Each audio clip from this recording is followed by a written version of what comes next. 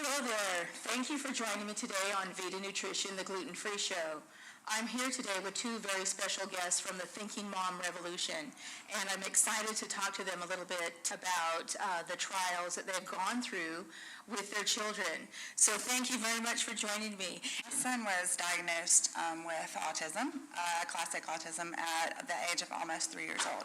And after about 6 hours, I said, I'm not going to sit here and cry. I'm going to go look and see what I can find. And right there in front of me was website upon website that explained that the foods that he had narrowed himself down to were actually harming him, that he was getting high, that these proteins were something that his body was not able to digest. So when I discovered that he ate about 7 things, and then they were all gluten and dairy, and figured out that those were probably a good idea to take away to see what would happen, he had a 10-hour withdrawal.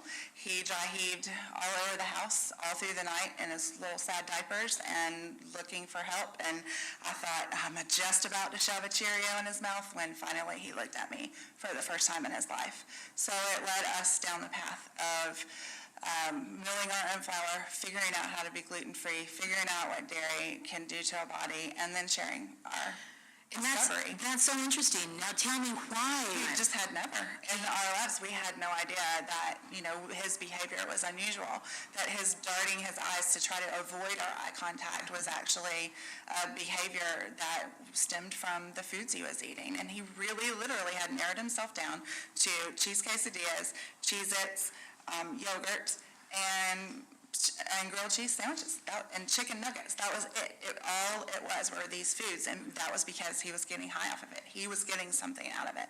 And once the high went away, he was in our world. He connected with us. He was here. It's really interesting. So his diet was dairy, casein, and gluten, Yes. gluten from the flour. He had narrowed himself down to just those foods. That's all he would eat for me. And did you find the same thing, Drew? When we took our son off of wheat, we went cold turkey, which is not a good idea. It's definitely good to ease that out of the diet. He went through withdrawal, as Kim was saying. His pupils were the size of dinner plates. I mean, his pupils were dilated for 2 days. He acted wild for a week or more. It was a long time. And I couldn't find any bread that was decent, and I baked a homemade loaf of gluten-free bread. And he picked it up and put it on the floor and ate it like a dog on his hands and knees because he thought it was going to get him high. I mean, it was that reaction. For a year after we took gluten out of his diet, he would walk down the bread aisle and smell and touch all of the bread on the way down like an addict. I mean, it was wild to watch that happen. Eye-opening for a child. That's what started me on finding answers for him, because I didn't know what was going on with him. I didn't know he was going through withdrawal. I had no idea what was happening to him, and that's when I started researching. So are you finding there's an open community, or how are people accepting the ideas of autism and changing the diet? I'm very lucky to live in the neighborhood that I live in. I have a really supportive community. I have a lot of open-minded friends that live in that community. I make it my mission and pretty much my goal to educate people, so I think a lot more people, maybe they're that way because I don't stop talking about it, I don't know. But I've been very fortunate. We have a Whole Foods near us, a Trader Joe's. I mean, we have so many options for our gluten-free diet that I feel pretty lucky. And what about you? Tell me your experience. It's been fantastic. When Patrick was first diagnosed, he's 12 years old now, so we've been at this for about 10 years. At first, there were about 3 books about this. There probably was 1 gluten-free food in the grocery store, but as the years have gone by, it's just been more and more really progressive with the idea of farmers markets and sustainable farming in our southern Georgia area. And I do really think, because Megan and I both are so connected to other people everywhere around the world on Facebook, that any community that you live in, if you look for it, you can find the people that are sticking to diets, that are trying to do better, that are avoiding GMOs, that are organic, that are really trying to understand how food is affecting our children's behavior at school and their chronic illnesses. So I do believe that any mother and any family can find these answers if they really, really, really are committed. And with the advent of the internet, it makes it so much easier. Now, you have a website and a blog. Tell me about that. We do. We started our blog first. It's been going on for 2 years now. almost 2 years. It'll be 2 years in February, I guess, so a year and a half. We are a group of 24 parents, 23 moms and a dad. We all found support online with each other, and we met at a conference, and someone said, we should write a book. And that's kind of how we got started. The Thinking Moms have a big message to send. We are in trouble, and people need to open their eyes. The latest thing that the CDC has come out with is absolutely staggering statistics that 1 in 50 school-age children from age 6 to 17 in the school system have an autism diagnosis. That's up from 1 in 88 just a mere couple of years ago. The 1 in 88 numbers come from another CDC study of children born in the year 2000. So those children would be 12 at this point. But, with the Thinking Moms, we're not just about autism. I think autism is pretty much the canary in the coal mine, the worst case scenario, the children who are showing us the way, the very sickest of the barrel. But the most staggering statistic that I truly believe is what the Thinking Moms are trying to share and trying to do something about is that 1 in 2 American children have a chronic illness. This includes obesity, diabetes, asthma, autism spectrum, autoimmune disease, mitochondrial disorder, severe food allergies. I mean, our children are sick, and for the American public and the American government and for all of us to be letting this staggering statistic slide us by when we're supposed to be the greatest nation in the world.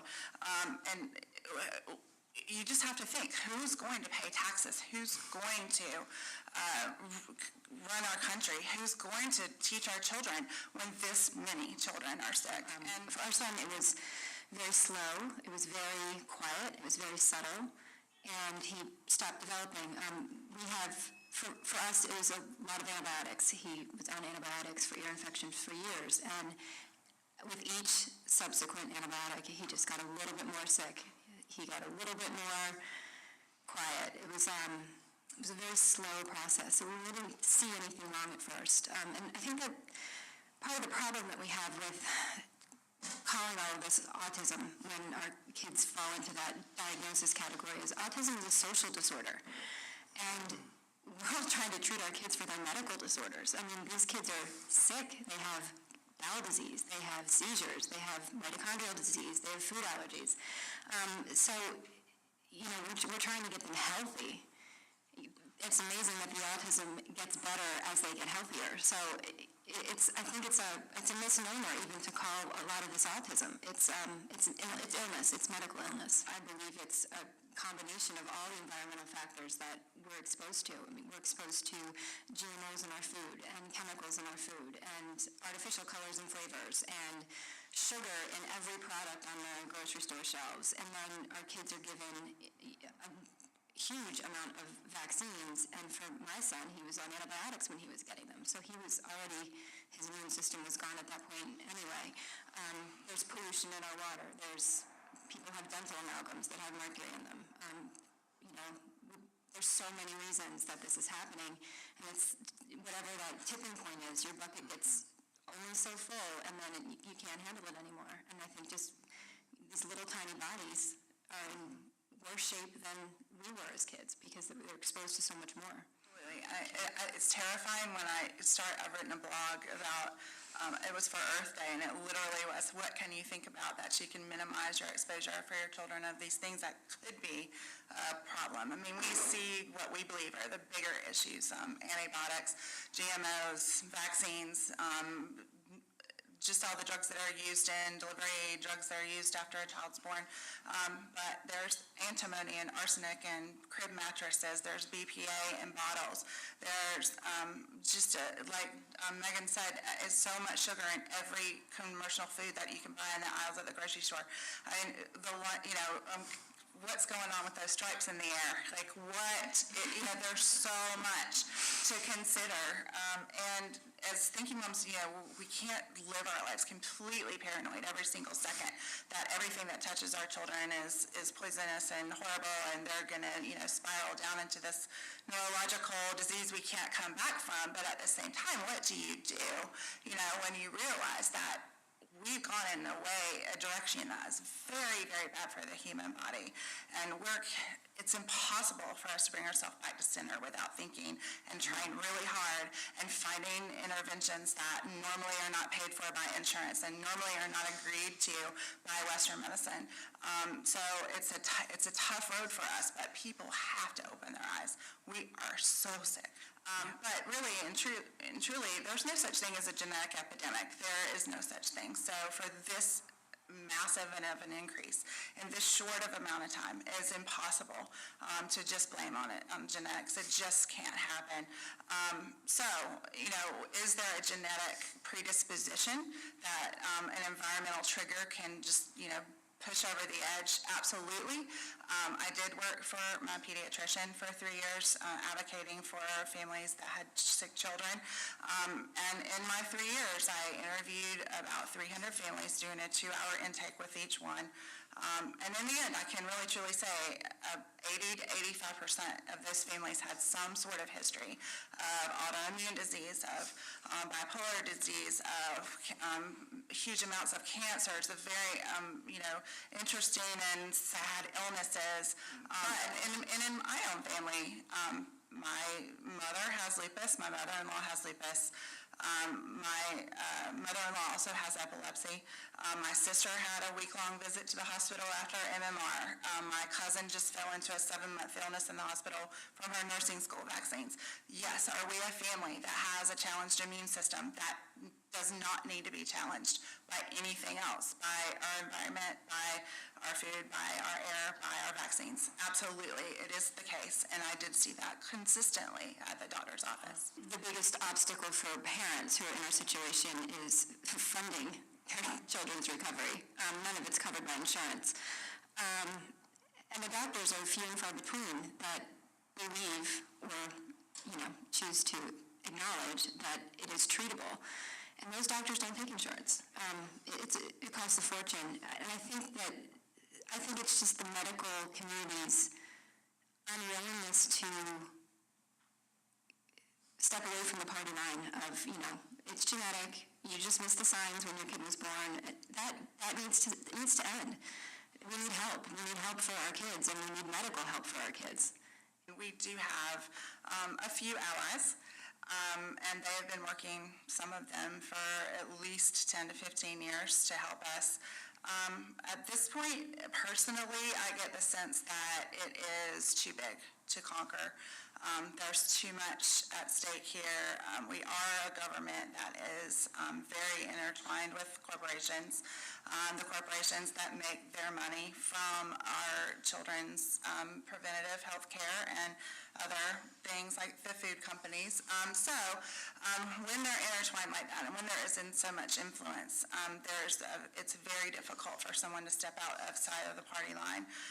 We do have some congressmen that even have a medical background that agree that this has gone on too long, that this is very devastating, that this needs to end now, but it is a big fight.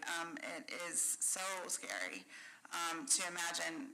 If we stop it now, does preventable disease come back? Do we, lose our ability to feed the masses if we ban GMOs? These things that they will not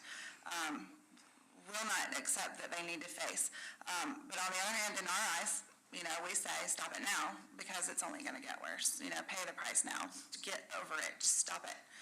Stop it, please. In my case, it was irresponsible vaccination. Kids who are on antibiotics and sick shouldn't be getting them. There's no getting a vaccine is a medical procedure, and we're led to feel fear. There's fear surrounding vaccines. That is the bottom line. You're afraid to not get them. You're afraid to get them. It's a fear-based medical procedure, which should not be happening in this country. We should not be afraid of going to the doctor and having to make this decision about these vaccines. I don't believe that if they were okay, that we would feel like this about them. I know that they affected my son. I know they did. Did I see an immediate reaction with them? No, but he was given his MMR while he was on antibiotics. His immune system was shot. And, it's not good practice. But it's still happening. I hear it in the Mine's at preschool. She got away on a night today, but she's on antibiotics for, the sinus infection. So it's still taking place, and it's terrifying that we're not more careful with such an irreversible medical procedure. What's the harm in being safer? What is the risk of spreading them out? What is the risk of looking at this in a different way? I don't see that as a risk to look at it in a different way, but they make this seem like it's an all or nothing thing. Or we have to give all of these before the age of 2, or you're anti-vaccine. You're automatically anti-vaccine. I can't stand that term. Don't call me anti-vaccine because I watched my kid get harmed by one. It's all driven by fear, and I'm sure Kim has more to talk about. Well, when you're talking about the fact that, a couple of years ago, they just gave, all pharmaceutical companies free rein. They're not liable for their product. What other product do we have in America that no one is liable for, that the company is not liable for? So at this point, I hate to put it this way because it does sound like I believe that the world is the devil, but really, if you have no liability for your products, and they are a huge pleasing factor for your stockholders, what's the motivation to keep that safe, to double check and double check and double check again?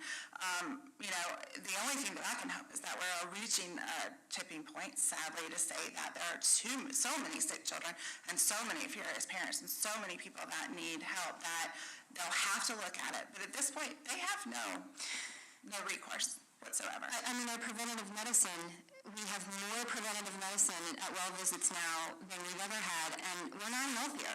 That's the bottom line, is we are not healthier. Way more sick. Right. Yeah, so our mortality rates in the toilet, we are a very sick nation compared to the rest of the world. Very. And I don't think people realize that. We're America. Our kids can't be the 47th sickest kids in the world? No. Is that really truly believable to people? You got one side that says you're not strongly opinionated enough, you're not saying enough about how terrible this is, and it's just the biggest medical mistake in American history or the history of the world. Or do you say, can we just step back a little and say, can you listen to these families? Can you understand what happened? Can you please pay attention to us? Because they haven't paid attention to one single one of us, ever. To say, hey, oh gosh, maybe we can take a step back and say, let's reevaluate. We don't know where to go. I feel different about it every hour. And I think what the really important thing people need to take away from all this is do your own research. Don't listen to me. Don't listen to me. I might not know what I'm talking about. Go do your own research. Don't take your doctor's word for it that, this is going to be fine. Every medication has side effects. Every vaccine has side effects. Everything that you put into your kid that isn't natural has a side effect. Just the chemicals that are in your shampoo that you're using, the Johnson's Baby shampoo. Look at the ingredients. It's just think about what your kids are being exposed to and listen to the voice inside you. That's what people need to be doing. People need to be taking back their own health. They have to step up and say, I think I know what's best for my family, and not feel afraid. That's the most liberating thing that you can do. It's just everything that you do it with all the knowledge, all the informed consent, and trust that you're making the right choice. Don't do anything based on fear. My son was diagnosed almost 10 years ago. There were 3 books about this at the time. And I certainly had never ventured into a Yahoo group. But I don't even know how it happened. Google, was it even Google at the time? Maybe it was an AOL search that just led me to all of this. I just feel so lucky on one hand to have had this happen to my family at a time when all this resources were just blooming. I also do feel really sad for us that we're kind of on the forefront of this hot mess. So what do we have literally found a way together it started with Yahoo groups and then thank you, Facebook. And tell me the name of your book. The Thinking Moms Revolution. Thinking Moms Revolution. Where can we find it? www.thinkinmomsrevolution.com. So you're here on the West Coast for a few more days? Yes. And if people wanted to reach out to you, what's the best way to do that?